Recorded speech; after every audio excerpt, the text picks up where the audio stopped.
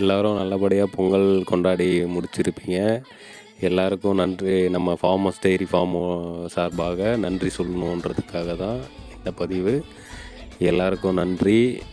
எல்லோரும் இந்த தமிழ் திருநாளை சிறப்பாக கொண்டாடிப்பீங்கன்னு நம்புகிறேன்.